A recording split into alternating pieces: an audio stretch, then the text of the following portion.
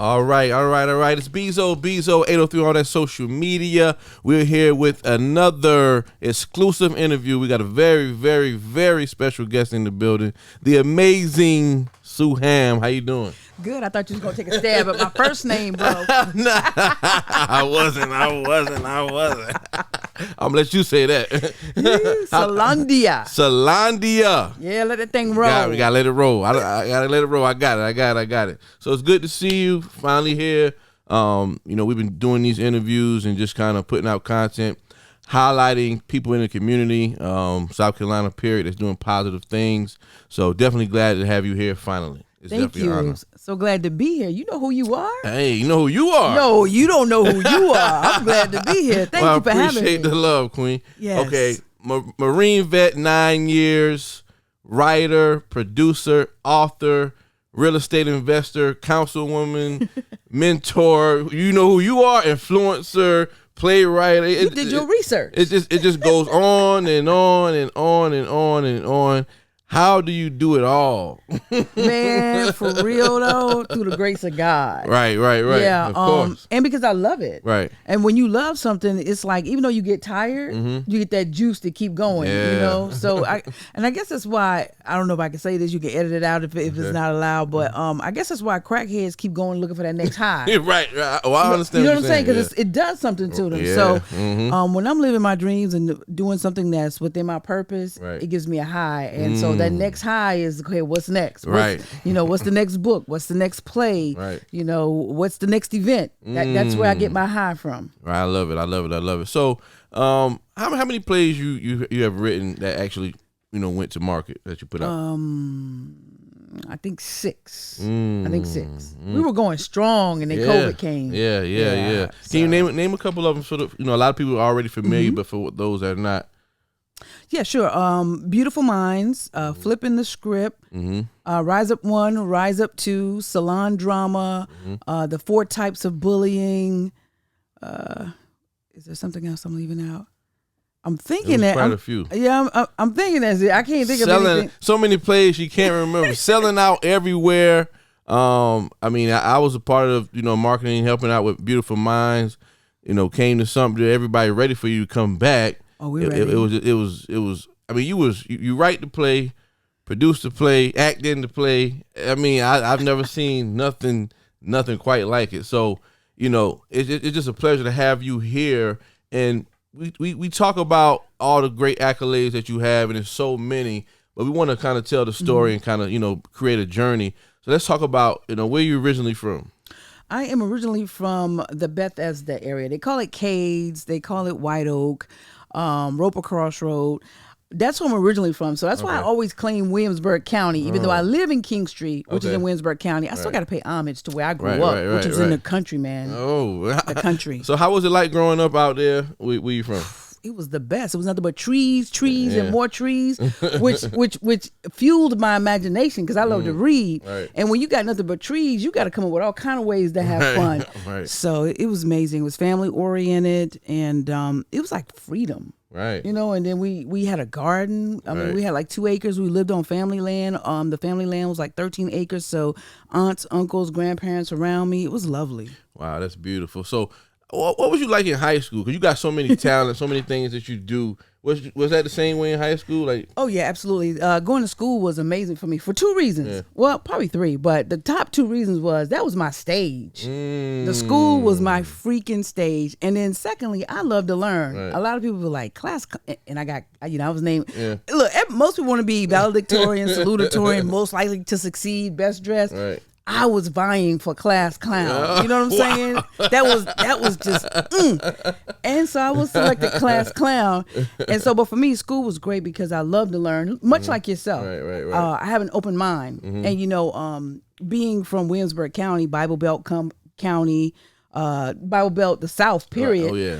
And just being in a rural area, a lot of people are closed-minded. And so for me, I was like, man, the world is bigger than this. Right, and reading did that for me. It opened up my imagination. So I love school. And anytime I have a chance to learn and be around different people, watch them and see how they act in certain situations, I'm digging it. I love it. I love it.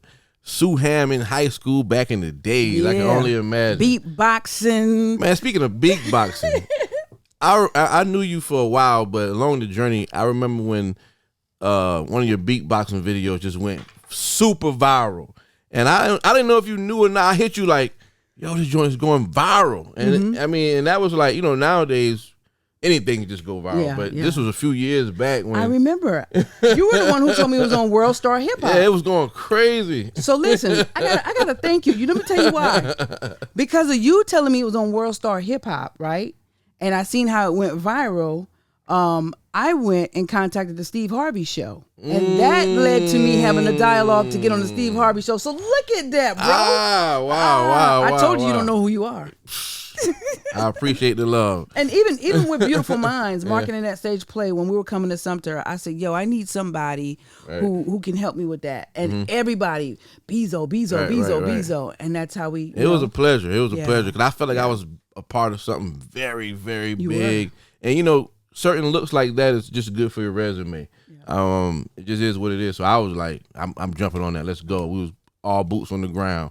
So, coming, where you from after high school, 9 years in the Marines, was that like a family tradition or? No, my dad retired from the Army, first sergeant. But for me, and then my brother went to the Air Force. I think he did a couple years. But for me, I was like, yo, I want to be an actor. You know what I'm saying? I don't want to do the military. And then it was like, I don't want to go to college. I like to learn, but I don't want to go to college. Right. And then it was like, we don't have the money to send me to college. And it was like, am I really going to get accepted to Juilliard? A lot of uh-ohs. Right. To Juilliard. So I was like, what can I do that's going to look extraordinary, right? Make them think that this was really a plan A and it really isn't. And I was like, well, the Marine Corps, they're the best. They're the hardest to get into.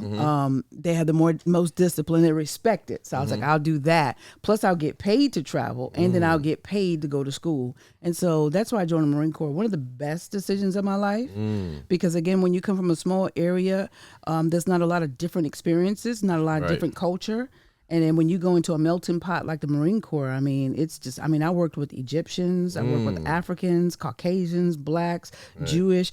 It was just amazing. And I got to be even more open-minded and just get to see that the world is really bigger than Williamsburg County. Right. That's dope. So after the Marine Corps, what happened after that? You got out of the Marine Corps.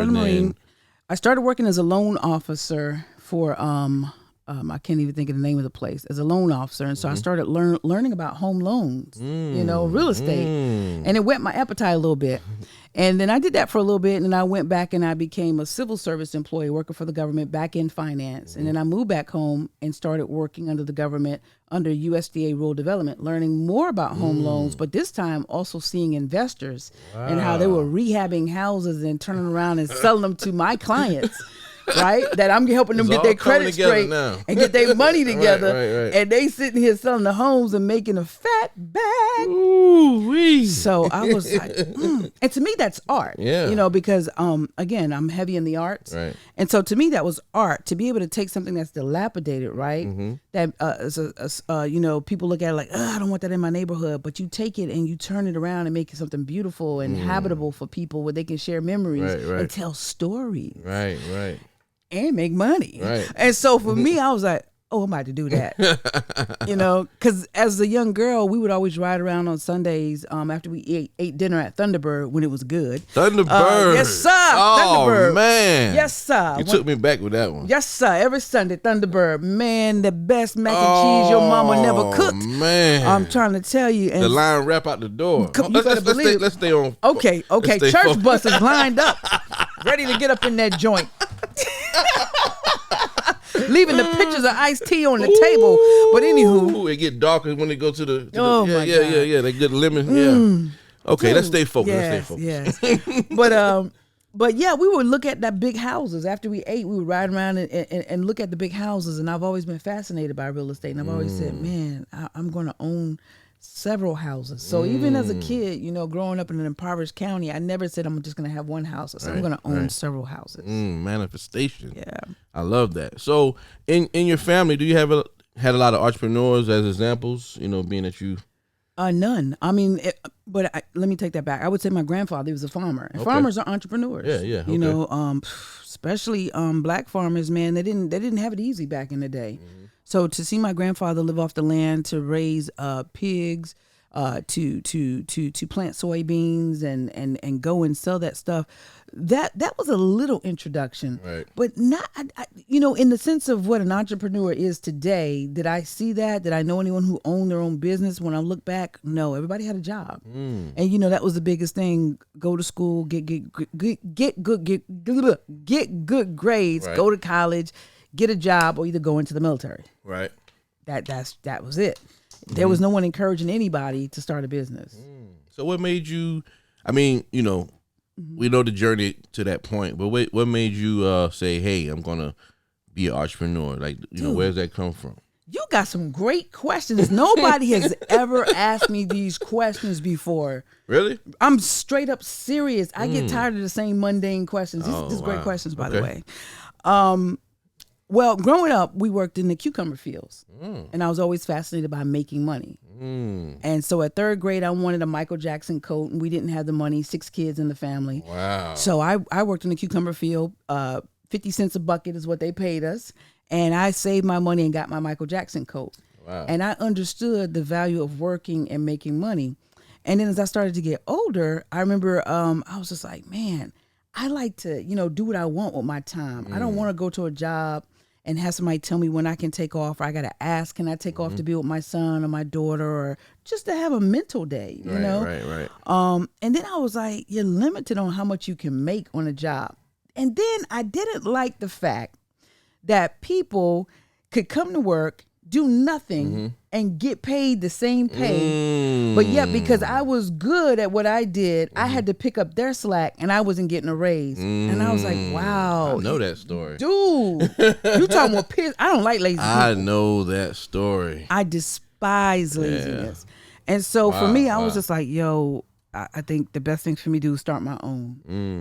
And then it was non-existent. There was, you know, there wasn't anything like anybody at the time showing people how to invest in real estate. There was no YouTube, Facebook at the time. And there was nobody showing or exposing how to do shows, stage plays and whatnot. So I was just like, yo, it's a trial and error thing. I'm going to do it. And I just jumped out and did it. So let's talk about the stage plays. Like, what you just said, it wasn't really a lot of resources. So, and, you know, growing up, I remember everybody was going crazy about the Tyler Perry plays, bootlegging them all through the hood. Right. And even then I was like, that's a lot of work. So how did you get into it? What was your first experience like? What was your first play from, you know, creating it, writing it, putting the thoughts together, getting actors? Like, what's that whole process like? You know, I'm pretty sure now you kind of I don't want to say breeze through it, but it's probably a little bit easier now. But talk about when you first started. It's a little bit easier, but when you're first starting and there's no one who has blazed a trail that you can put your hands on, you know what I'm saying? Right. A mentor is what they call them. It's very difficult. And again, at the time when I did my first play in 2008, Facebook wasn't around. You know, YouTube didn't have any tutorials to tell me about it. I hadn't gone to any schools to learn how to write a script. I didn't know about the software that existed. I was writing a script in Microsoft Word. Wow. I didn't know that one page is supposed to equate to 1 minute of, you know, of a movie or film time or play time on the stage. I didn't know that in movies you show more, on stage you tell more, because it's all dialogue. So when you're talking about a play, you got to have some great dialogue. Right. You know what I'm saying? To carry you through an hour and a half, 2 hours. Whereas a movie, you can show scenes with just music and keep it moving. So I was learning, and this is the God's honest truth, I would go to every professional play that came around. So when there was one in Charleston, I drove an hour and a half. One in Columbia, I drove 2 hours. And I would sit in the freaking audience and I would pick that thing apart. I was like, okay, they came in, they did this. Ooh, before they went to intermission, they left us, you know, on a woo, like what's going to happen next? Right. Okay, the intermission is 10, 15 minutes long. Okay, they come back, they pick up and they bring us down. But then they take us back up and they bring us down. And I'm just looking at the emotional roller coaster. Wow. And then I'm looking, there is no time in between the different scenes. It's continuously flowing. You know what I'm saying? Right. And so I was sitting back there in the audience. That was my classroom. And then I was like, well, ain't nothing to it but to do it. And so I got up and started doing it, and I really started learning by doing. So I hope people catch that nugget. You can study all you want, but the real learning comes by execution. Right. And I learned, I had an expensive education, I tell you that much. Right. Talk about it. Expensive education. And so there was a lot of things that I got wrong, but I was committed because I was passionate about this thing. So I was committed to learning how to be better. And I didn't just go by people in the area to say, oh, you're great. You're the next Tyler Perry. No, I'm not. I'm nowhere close to that. That never went to my head. Right. And I'm just like, I'm learning. I'm not saying I'm not as great, but what I'm saying is there are a lot of things that I haven't mastered that he has mastered or David Talbot has mastered. And so I just worked on it. And then lo and behold, Facebook comes around. We start getting books out there to tell you how to do certain things. And of course, by doing shows over and over, it starts to become easier. It starts to make sense. Right. Like, oh, maybe I could do it quicker this way. Maybe this would be better from this angle. And so that's like amazing. That's amazing. So where does that drive come from? Because like you said, back then wasn't no tutorials. No nothing. Just from the ground up. You going out to different plays. Gas wasn't probably expensive as it was then now, but still gas, time. Yeah. A lot of people, a lot of entrepreneurs, they just don't have that. What do you call that? It's something. That get up and get it, I guess. For me, I'm just like, yo, that was like breathing to me. Yeah. And I have listen, I'll be honest with you. I've shared this before, and I'll just be honest with you. There was a time when I was freaking pissed off with God. And I was like, man, why you gave me all this energy, all of this talent and this get up and go, but you're not giving me an opportunity to use it. And I just remember vividly, just having this thought of hearing God said, I gave you the talent. It's up to you to use it. And from that moment on, right, I was like, yo, no more excuses, because before anybody knew how to do something, they figured out how to do something. Right. And if they still didn't know how to do it, they figured it out by doing it. And I know that don't make no sense, but sometimes that's how it is in life, right? You come up on your excellence just by doing and making it better. Not doing it wrong the same way, but doing it, making it better every freaking time. Right. And so for me, I think I got that from God. I was born that way, but it was heightened through my parents because my parents were the type of people to get up and get it. And going back, now that I think about it, let me go back. When you asked me about the entrepreneur, I have to say my mom. Now that I'm thinking about it, because my mom used to do Princess House, Mary Kay. What? She wanted to be a saleswoman. Direct sales. Yes. Oh, yeah. And if you do sales, you write your paycheck. Oh, yes. Now I ain't saying she was successful, but seeing her do that, now that I think about it, she was actually, her and my grandfather were actually probably the first entrepreneurs I saw. Wow. But yeah, I think I got that from my parents, and then the military actually took it to another level. And then for me, it's like, man, I just can't come here and just, nothing against anybody working a job, nothing, but it's just not for me to go to somebody's job and sit there from 9 to 5. Right, and just right.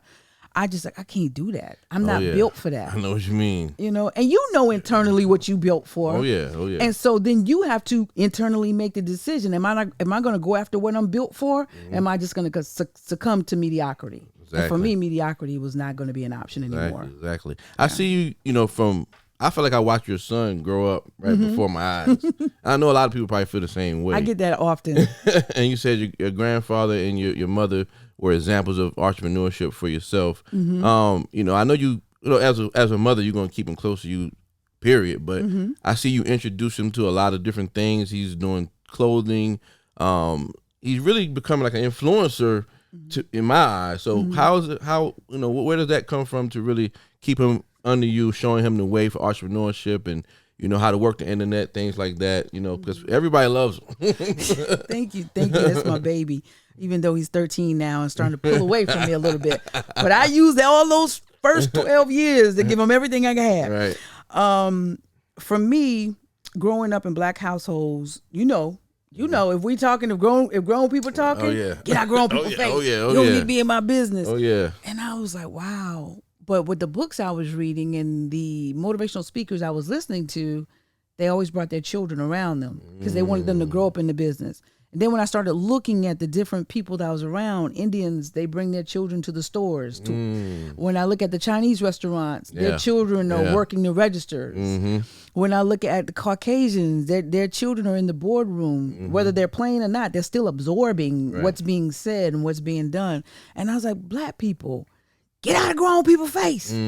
And I was like, well, how are we going to learn? Exactly. I mean, besides, if you talking the right stuff, you should want me in your face. Right. You just said a word. You just said a word. But if you talking that, that crap, then you right. Send me away. So for me with my son, I made a conscious decision, and I have 3 kids. But Jackson just happened to be on the part where I was no longer employed by people. So he saw me as an entrepreneur. Right.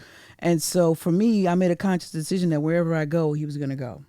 He was going to hear everything. He was going to learn everything, see everything, be immersed in everything. Whether he uses it or not, I don't know. Right. But I wanted to expose him to everything so he could be well-rounded as far as what I could give him so he can make the best decisions for his life. That's beautiful. I see a bright future for him. I mean, I hope so, he look like a star or something. I don't know. Everybody he says got the that about him. haircuts. Eat the flyest food, the best food. Dude, he better do something because, do like $60, $70, $80 steaks. You know what I'm saying? So, like, we're going back to Hall's Chop House when you get a trust fund. I'm a foodie myself. Like, where you guys find all these great places from? I love Google, and I tell people with this day and age, I said, man, how can you say I don't know something? All you got to do is say Siri or Google and blah blah blah. How can you? So I got to say this. I drop this all the time, and I want to drop it on your podcast because I know a lot of people listen and watch.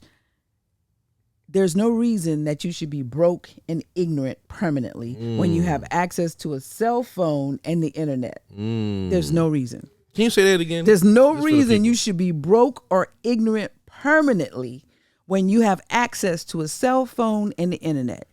And if you say I don't have a cell phone, you got access to the library, which means you got access to a computer and the internet. Exactly. Yeah. I love Google, and I call it YouTube University. Yes, sir. Me too. And I'll pay for a course too. Yes, sir. Me too. Yes. I will invest. Before I buy clothes, I buy knowledge, and I apply the knowledge. Right. Yeah. So with real estate, how was it when you first got into real estate? And can you kind of talk about any ups and downs? We've got people watching that, I want to get into real estate. Other people want to get into real estate. So kind of talk about that. Yeah, I started real estate in 2006. Everybody was closed mouth. Nobody was telling anybody how to do anything. There were no courses to buy because, again, there was no YouTube, no Facebook, no Instagram. Now you see everybody buy my course. Oh, yeah. I do this, I do that. Oh, yeah. And I ain't mad at you because I got a course. But But at the time, again, I saw something that I wanted to be immersed in, and nobody was sharing the information. So I was like, well, dagnabbit, I'm going to learn it from the outside looking in like I did the plays. And I'm going to just go in there, and I'll learn what I learned on the journey. And that was good and bad. Okay. It was good because I did learn a lot. I accumulated like 16 income-producing properties in less than 2 years, man. Ooh. 16 units. 16 units. Yes, I had 16 tenants, man. So that was amazing. And I was rolling in the dough in 2006 through 2009. It was short-lived. How was it? I mean, that's a great feat, period, though. So how was it dealing with 16 tenants, and I was working a full-time job because I worked at the Bureau of Prisons as a financial analyst. So talk that talk. Big motion. I tell you, I love money. I love figures. And it's so we funny. Can't let that go over their head. Where you work at? I worked at the Bureau of Prisons as a financial analyst. First a budget analyst, and then my job description got transferred over to a financial analyst. Wow. It was a lot because, again, I didn't know anything about property management. Right. Listen, dude, if somebody say I got your first month rent and I got your deposit, sign here. There was no such thing as screening a tenant. I knew nothing about that. That's why I need to talk to you, because I'm. You brought me that cha-ching. Sign here. Get in your bag. Stay in your bag. Hell yeah. Sign here. Sold. 2 months later, eviction. Oh man. So I knew nothing about property management. I knew nothing about checking the credit, checking background, checking the income, checking landlord references, checking to see how you maintain your prior residence or anything of that nature. Nothing. All that, bring me the money. I got a spot. Get it. Yeah. I did do a lease though. Right. Because you could Google a lease and download an example of a lease. You know what I'm saying? But yeah, so I actually hired my little baby sister. Now check this out. I'm hiring her, paying her just to go collect the rent. Wow. And like if somebody calls, needs something fixed, let me know and I'll pay for it. Yeah. But I still didn't know anything, you know. So it was really difficult. And then the biggest piece I want to drop is financial management. Dude, I was getting like checks for like $60,000-$70,000, man. And I'm like 28 years old. And this is 2006 now. So you got to think about the inflation back at that time. I was boiling.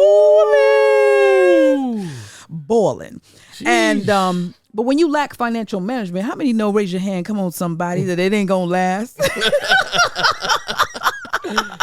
I done messed up a lot of bags. Yes. And so I got in the bag, but I didn't stay in the bag. I had a good 3-year run though. But man, I don't even like to say I lost everything because I know exactly where everything is. All those properties are still there. The bank just came and took them from me. Hilarious. Hold on.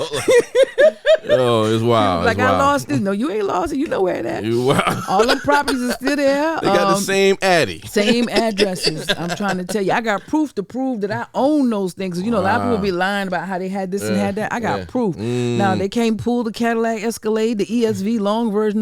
Dude, out 2007. I'm 28, dude. Talk that talk. I got the long version when they just converted to the new version of the long ESV. I'm talking, what color that joint? What color? Cream like the hair, Bo. And listen, Bo, I mean, people looking like, how's she doing that? Real estate. I've been singing this for years. Real estate pays. I had the 745 IL because I like the big bodies. I don't like no short stuff. Talk heavy. BMW. I had the Mercedes S500. I had the Infinity in the yard. I had the Excursion. I tell you, I like that big Motion. That's when the Excursion was the Excursion, the big body joint. What? So, I mean, I had like 7 vehicles in the yard. I was living in a 3,000 square foot house. Oh, I was the only black on my street, the first only black on my street.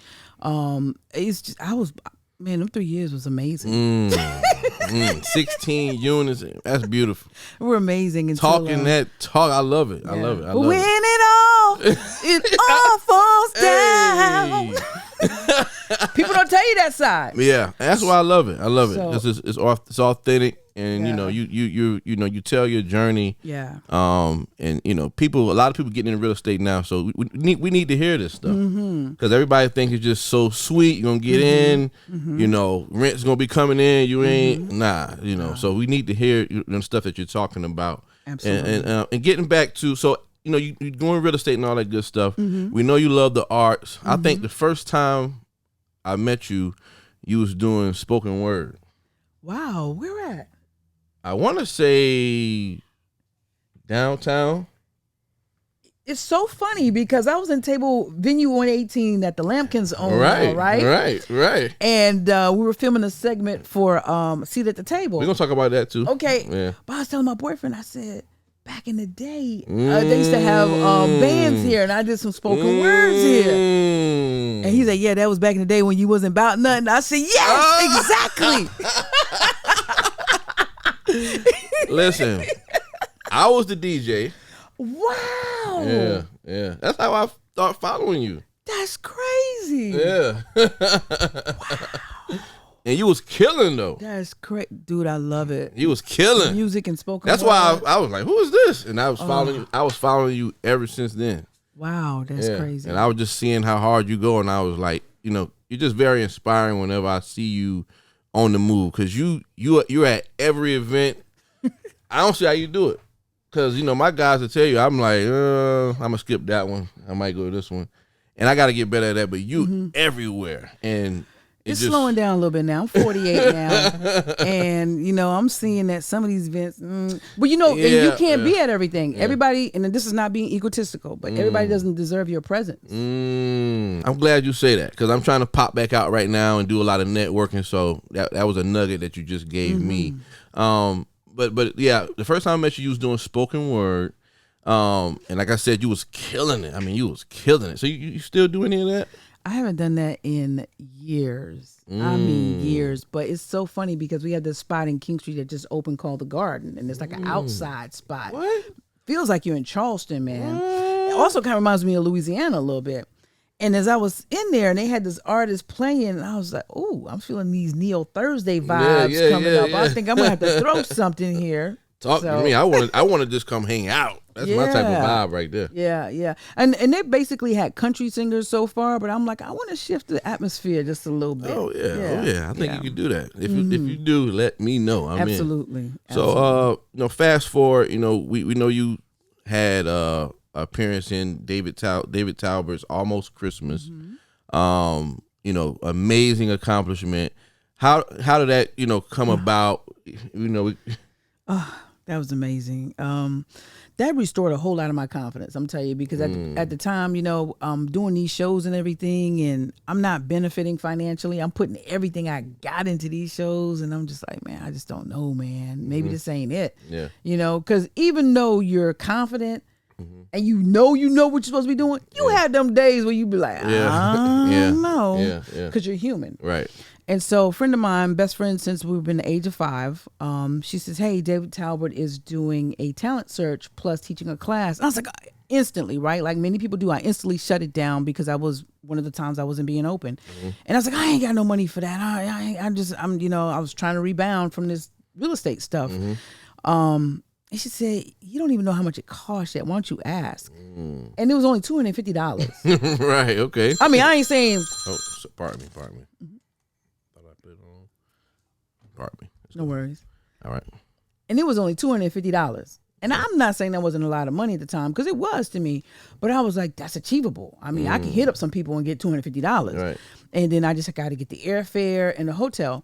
And so I did it. And I auditioned. And it's so funny. This is how I feel like this was just meant to be. I was sitting in maybe 4 chairs back. David walks in.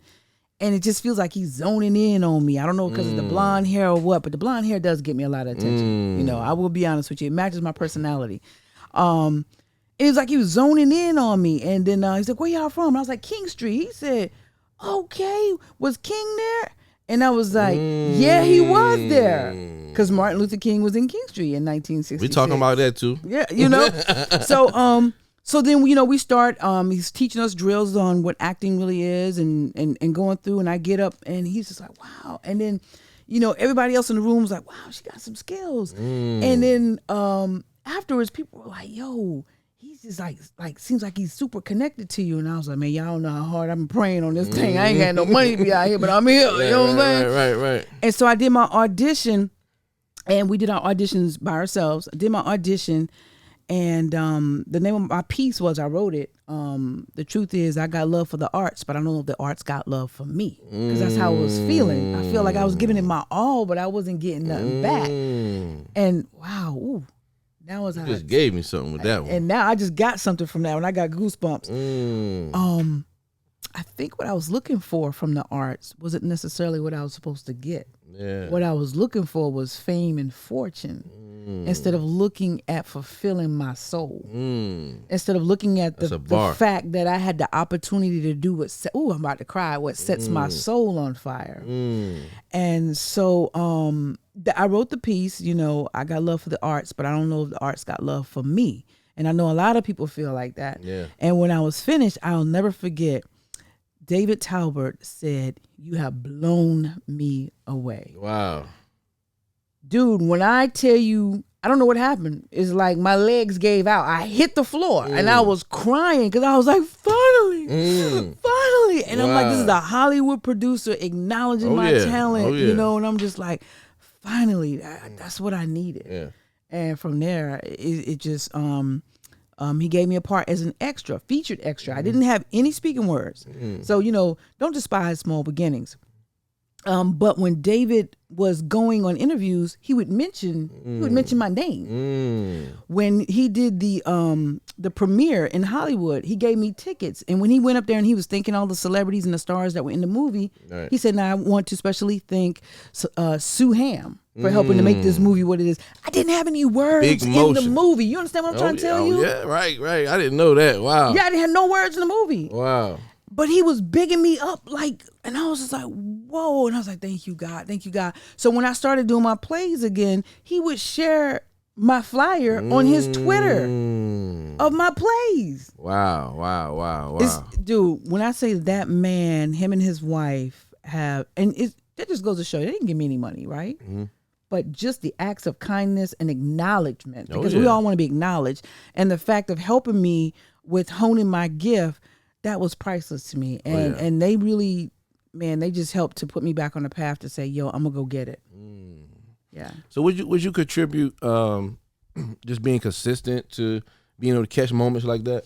Absolutely. I have this saying, I used to say it all the time, consistency rules. Oh, yeah. Yeah, you can't be hit it and quit it, baby. Right. You gotta listen. I tell people all the time, when I was doing videos and I didn't have no views, I kept doing videos. Right. When I was doing teleconferences on the phone and nobody was listening, I was pretending when I posted it back to Facebook, I had 1,000 people. Like people sending me questions. Okay, we got a question from wasn't nobody there but me. Hey, I love it though.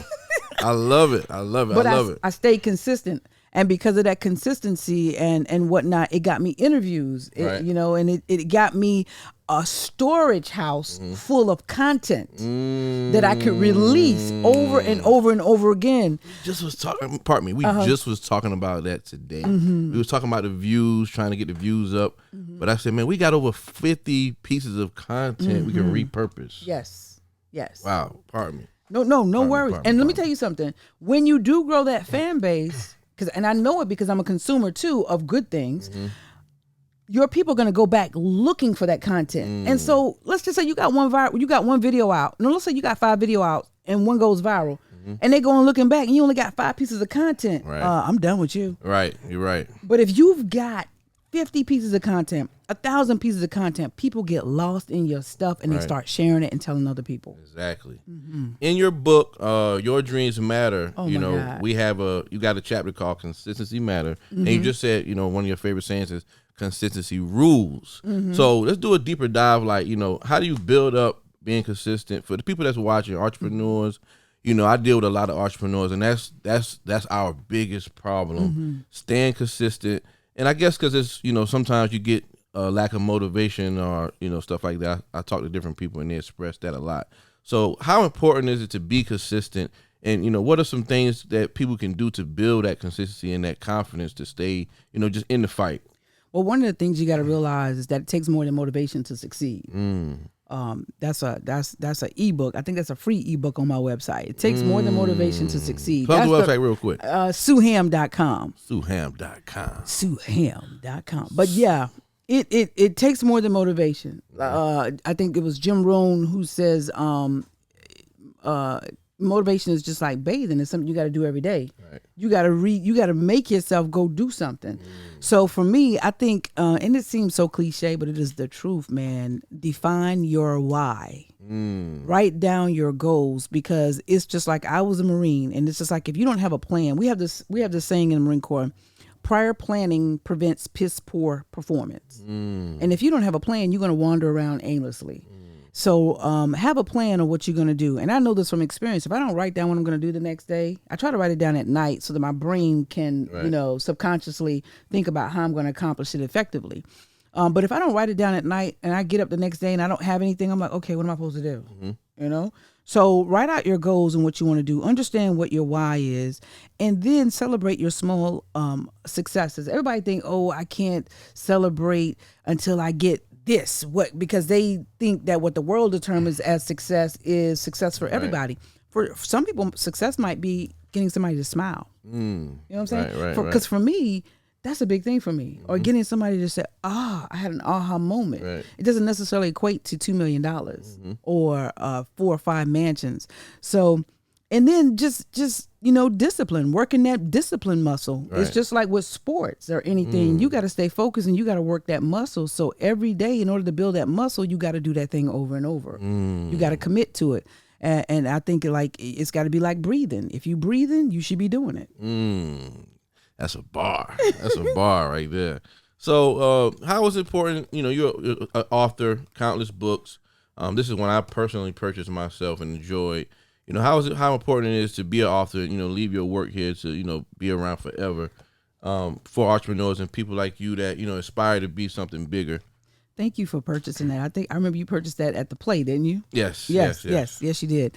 It's very important. I've learned that it's important for my family, but not just my family, for everybody to know who I was. My goal is to try to get everybody in the world to know who I am. That's a big goal, which I will not accomplish it. But the fact that I'm working towards it means I'm working hard. Right. So, because I don't know who my great-grandfather is. I don't know on either side, my maternal or paternal. I don't know who my great-grandmother is, right. On my paternal side. And I was like, I don't want my kids to be like that. Because what I've seen in other cultures, they have pictures and paintings and they have stories about who this person was, how they started that and this and that. And I was like, I can't even, I don't have nothing, right. And so for me, when they created the cell phone, I started documenting everything. People were like, you always got the phone up there, always recording videos. I said, because you're going to know I was here. Right. I want to inspire as many people as I can, dead or alive. I want my children to be able to have material they can go back and say, oh, this was my great grandmother. This is what she did. Oh, maybe this is why I have the voice that I have, because I got it from grandmother. I don't want them to be like, I wonder what my great grandmother would have been like, or what she would have liked to accomplish in life, or what was her biggest fear, or I wanted to be there for them because my dad died at 56 and there are a lot of unanswered questions that I have. I didn't know until maybe about 5 years ago what my mom really wanted to do, what her dream thing was, and which is being a saleswoman. She actually said it. And then she said, secondly, to be a stewardess on an airplane. Wow. But they didn't readily give us that information, And so I don't want my family to have to search for that, but not just my family, the world. I want to inspire as many people as I can, dead or alive. Awesome. Love it. I see where you've been on with Darcy Strickland's WLTX, a seat at the table. How did that connection happen, and how was that experience? I know you've been on there several times, and one coming up here soon, right? Yeah. Well, that started because of the work that we do in Williamsburg County through the arts, county council, giving back to the community, education, and just being involved. And so one of the residents there, Miss Sonia Rush Harvin, contacted Darcy, because Darcy's in Columbia now. She's like 2 hours away from me. Right. But of course, the internet makes us feel like we're at each other, But and she said, hey, I think that Sue would be a great candidate to be on Sit at the Table. And again, because I have my work out there, right? Got your work out there. You can go to the website. You can go to the YouTube channel. You can go to IG, Twitter, Instagram, and you can see the things I've done. You can pick up the phone and call people and verify that, okay, it is what it is. Right. And so Darcy said, I think you'd be a great fit. And I was like, oh my God. And they actually came to my studio and interviewed me, man. And I was just like, wow, this is super amazing. And it just makes me go back to do not despise small beginnings, stay consistent. And you can't handle a lot until you can show that you are handling a little bit. And so we want the lot. Right there. Man, we want the lot ASAP. I mean, I know what I see it. I see it too. I'm looking over the mountain and I'm seeing the honey pot. ASAP. But my goodness, before I can get to the honey pot, there's a mountain, right? Either I'm going to tell that mountain to collapse, and I still got to take steps to get to that goal, right? Or I'm going to walk up the mountain and then come down the mountain. However, which way you want to do it, you still got to get there, and you still got to show yourself approved with a little bit before you'll be given a lot. I love that. That's a good message right there, and I definitely take that to heart. Yes, sir. With all the many successes, you've been on the Steve Harvey Show twice. You got your own show, My Dreams Matter. How's that going, by the way? It's going pretty good. We were supposed to have our first debut October 28th, but we're moving it back to November because we just had so many new things happening in the pipeline. But we're still going to debut. Right. I think it's November 21st we'll be debuting. Okay. And how can people tune in real quick? They can watch it on Roku. There is a cable channel as well. But the best way to get that information is just go to suham.com /TV, and all the information is there. Love it. So many successes, so many, great things you're doing. And then you put a studio in your hometown. You can't miss it. You can't miss it. Even my DJ Faye was like, I saw that somewhere. Ride through town. And then you become a councilwoman, pouring back into the community. So, a lot of people don't do that. So, where did that come from where you wanted, have that a part of your career and legacy? I never thought I would go into politics because, it's all about politics and the negativity of politics. And I actually wanted to give it a new face. And I got to tell you, that's probably like one of the most challenging things that I've ever done because when you got a good heart and you have ideas, it's really challenging when you're bucking against a system that's been in place for so long. But then on the opposite side, it's really challenging also because when you're dealing with the people who've been disappointed for so long, their mindset most times is ain't nothing gonna change. And I think not just where I live, but I think everywhere, everybody is looking externally and outside to everybody to change their conditions when the real change starts inside. And I was just like, if I can inspire enough people to realize that the real change starts inside, and if we can change those things that are not the way we want them, then change will come. And if the things that we desire to have here are not here, if we create those things, they will be here. Government is not going to create a lot of those things. Right. Small towns thrive off of small businesses, and small businesses thrive off of people coming and patronizing them. Right. So, there's two parts to the equation. And so that's been my message. And I'm like, I'm not a savior. I can inspire people, but one person, they say one person can change the world. And I do believe that in a sense, but I also know that we are stronger together. Right. And so when we can get a lot of people on the same page for a common goal, like the Marine Corps taught me, man, we can blow up some stuff. Right. I love it. I love it. Cause I was watching the whole journey and I was like, she's doing everything. And I look to you as just as inspiration because I kind of carry the torch from my city. If I say there's a goal, it's a goal. And I look at you and you just like, you're big to me. You're blowing up. So I'm like, wow. And if your name's on it, it's official no matter what it is. You say try this restaurant, you better try it. It's this event, you need to be there. It's going to be dope. So I just find that to be amazing. And for me, I just love to see it. And it's always just very, very, very, very inspiring. Can I say something about that? Speaking to that about your presence, your presence can't be everywhere. And so because I built up that trust with the community and I don't take that for granted, I'm very careful about how I open my mouth up on certain things. If I don't like something, I just won't say anything. Right. But you're not going to make me say I like it because people going to be like, Sue, really? But then again, what I like is subjective anyways, right? So just because I like it, you might not like it. Yeah. But also, people will try to pull you into stuff because you're influential. And so you have to be careful about how you influence. Yes. And so I just want to go back to that. Sometimes you can't go to every invite. You know what I'm saying? And I say that because what you just said about me, I see in you for Sumter. I look at the way you promote your city. I look at the way you promote people. I look at the way you help people, how you give out all this information free of charge, how you set up events free of charge, and they don't really understand it's free to y'all, but it ain't free to him. Right. Because it costs him his time, his knowledge, the money he invested to learn that, the venue, the promotions, the DJ, whatever it is that is associated with that. And he's doing that because he has the love for y'all. And so when I see you, I see myself. And that's why I'm like, wow. And I got goosebumps again. Wow. And so you ain't know I'm not lying. There it is. But I see myself. That's big. And I know sometimes, and I just want to say this to you, I know sometimes it can get hard, bro. Because look, sometimes I look in the mirror and I'm like, why am I worrying about everybody else when I got me? I'm good. I was there for a minute. I had to snap out of it. I'm like, I'm good. Why take on all this other stress that people, and it seems like they don't appreciate That's it. That's why I asked you about a councilwoman, because it's like, you good. You know, why, but I understand it, though. I felt like I wanted to bring some honesty to it and just another set of eyes to the situation. And I really wanted to see how things were from the inside. Yeah, that's great. That's great. Like I said, for me, it's very inspiring because sometimes it's like, I'm over it. Mm-hmm. But then I see people like you and I'm like, I got to keep going. I'm not going hard enough. Let's turn back up. Let's go. Let's go. I promise you, there have been days I'm like, yo, I'm just make sure me and mine good. And then I see you marketing. You got to do it. And I was like, oh my God.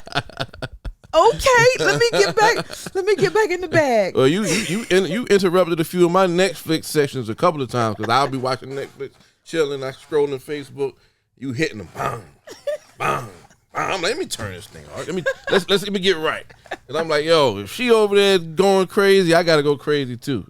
Cause content is king. We gotta stay in their face. We gotta give them valuable content. Absolutely. So let's talk about that. You being an influencer, how important it is to of course be consistent, but put out great content. And do you got like a schedule or just kind of when you get inspired? Just like when I feel inspired, but I'm mostly posting most of the time. I'm trying now because I'm so busy to set up automated posts. So people think I'm on. And I'm really not. And I'll come back, like I'll pop on for 10 minutes every hour. It's the head of the hour. Okay, let me pop on and see who's commented or said anything. That's a good strategy. Because it's just so much going on. But to me, positive content is important. Now, of course, if I go in there and pick up my picture camera phone and say, I'm about to shoot up the place. I'm going to get 1,000 people on the live. Yeah. But if I say, hey, I want to tell you how to become financially free.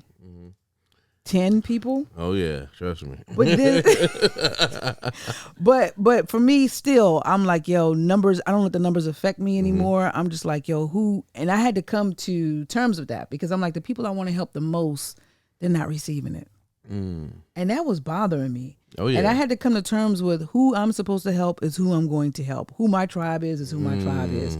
I'm not gonna switch it up to get likes. I'm not gonna switch it up to get shares. None of that. I'm just going to be authentically me, and this is the content I want to put out. There's so much negativity.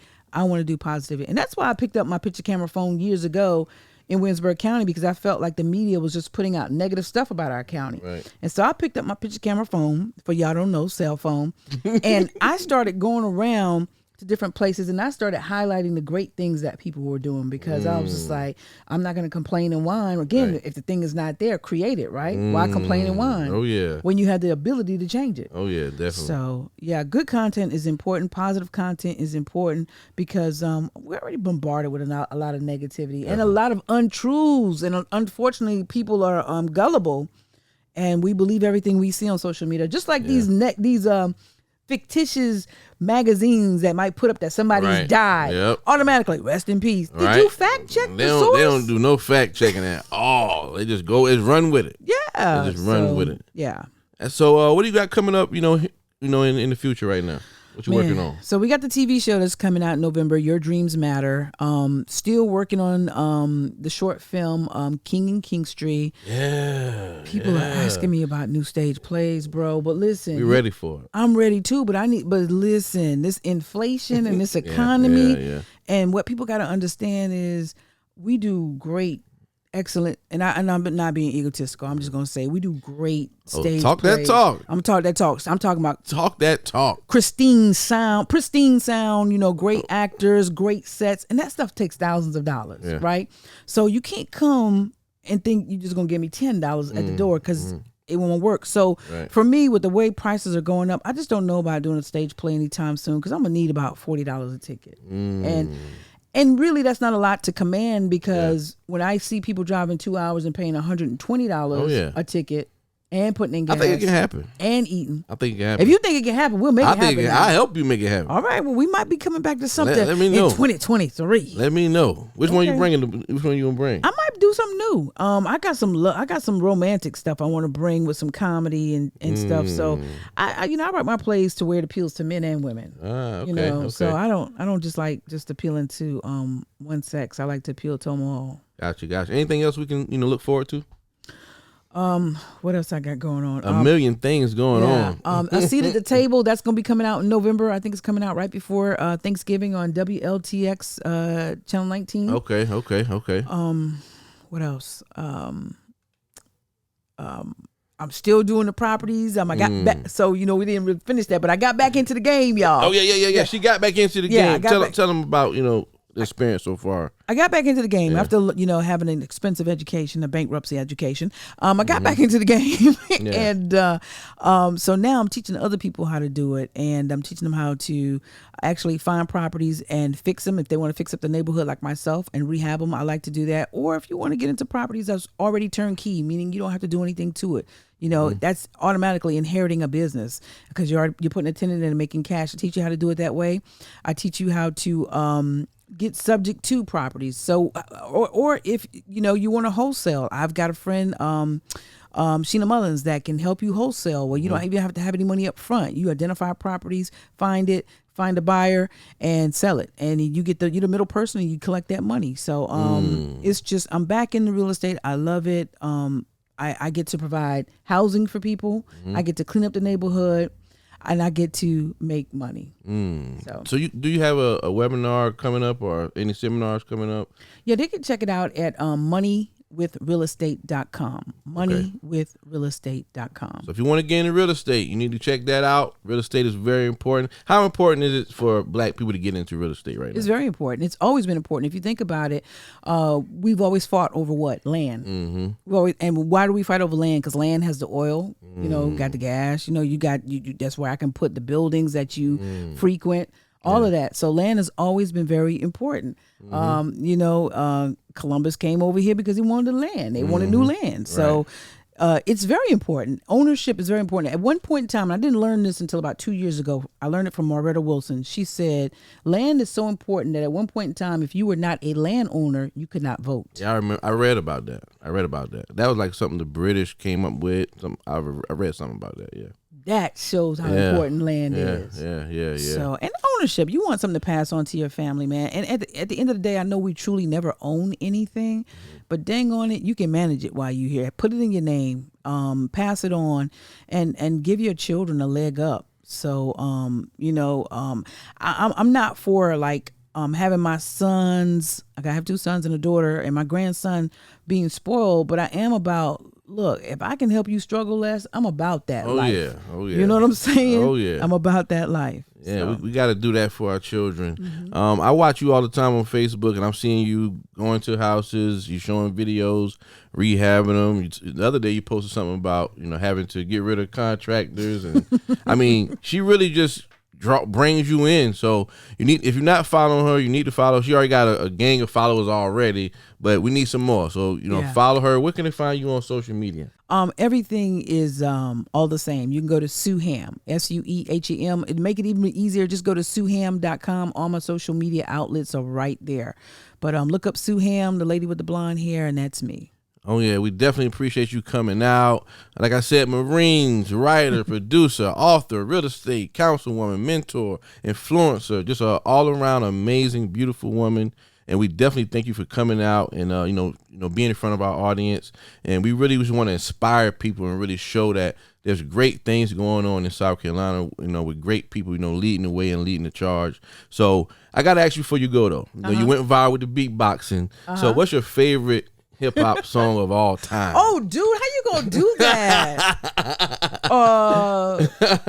I'm gonna have to. Oh man, why would you do that? I gotta ask you that. Oh well, I guess I have to go back to the Fat Boys. Fat Boys are back, and they can never be whack. The Fat Boys are back. Oh yeah.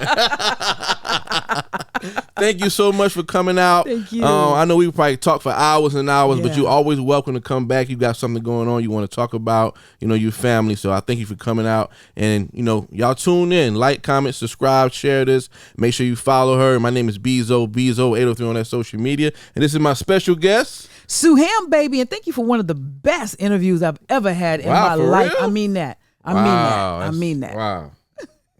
Okay. Let me get myself back. Right. I appreciate that. It's the truth, baby. I thank you. Y'all tune in, like, comment, subscribe, share this, follow us. We'll see y'all next time. Peace. Peace.